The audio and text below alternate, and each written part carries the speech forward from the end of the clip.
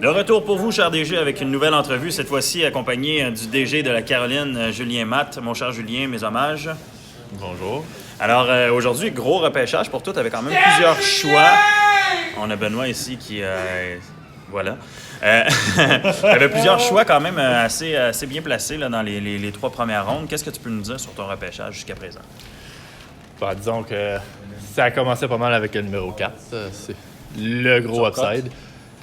On visait vraiment Turcotte, puis c'est lui qui est tombé. On espérait vraiment que Minnesota repêche le défenseur Byram comme numéro 1, comme son numéro 3, à cause qu'avec le choix 5 et 6, on se disait il va pas prendre le risque de se retrouver avec 3 attaquants.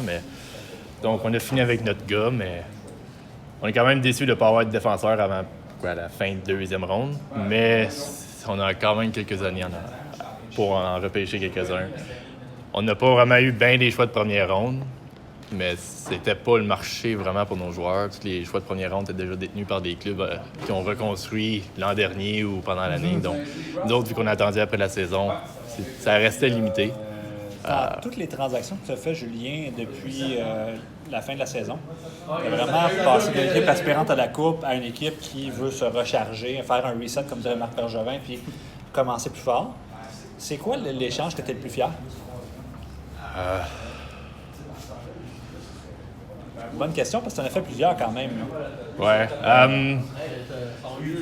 Pas que c'est la meilleure non plus, mais la seule, Stamkos, c'était la première, puis j'ai eu quand même deux attaquants qui pourraient être parmi mon top 6, même sur mon premier trio, en Zadina puis Denisenko.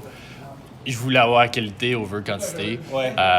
Ils ont quand même déjà 1 an de progrès de fait, donc on a une meilleure idée de ce qu'ils vont faire que si on aurait été puis on aurait eu un choix de le 8e overall ou un choix n'importe où en première ronde. Ouais. Mais c'était un peu moins un guess. C'est un petit peu plus un guess, puis avoir eu plus de quantité, on aurait pu, mais c'est pas vraiment ce qu'on cherchait pour Stamkos. Puis on croit que ça va tromper dans les 2 cas, mais on peut avoir eu de quoi de bon.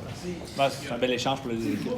Dans les rondes de 2 à 5, dans les joueurs que tu as repêchés jusqu'à date, est-ce qu'il y en a un que tu es particulièrement content d'avoir pu sélectionner?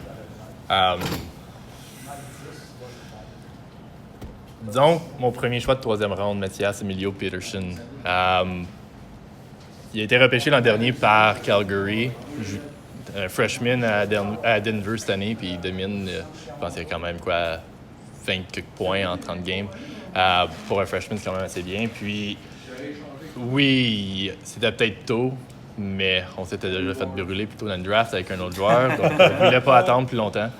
Puis, on va voir si ça rapporte. Avec autant de quantité, au pire, on peut prendre des guesses ici et là. Puis, avoir repêché un joueur qui aurait été draft eligible de cette année, on n'aurait peut-être pas eu mieux que lui. Donc, on aime bien notre sélection.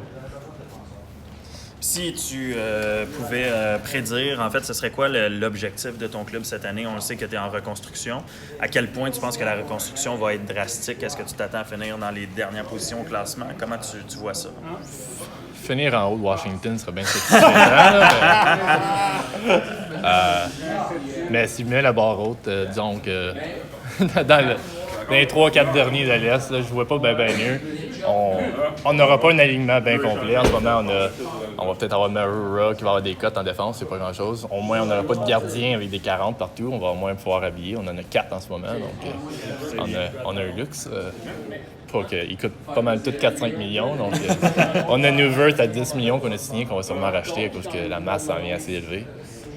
Mais en ce moment, on s'attend à finir dans les bas puis peut-être souhaiter avoir un choix de loterie l'an prochain.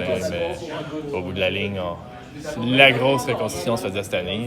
Là, en ce moment, on va accumuler des choix les prochaines années. Puis souhaitons que la reconstruction ne sera pas trop longue. Surtout avec en y allant avec davantage des prospects qui n'ont des choix, au moins on peut accélérer d'une couple d'années. Bien, mon cher Julien, merci beaucoup pour cette entrevue. On va continuer notre petite tournée, puis on te laisse à ton prochain rang de sélection. Merci beaucoup.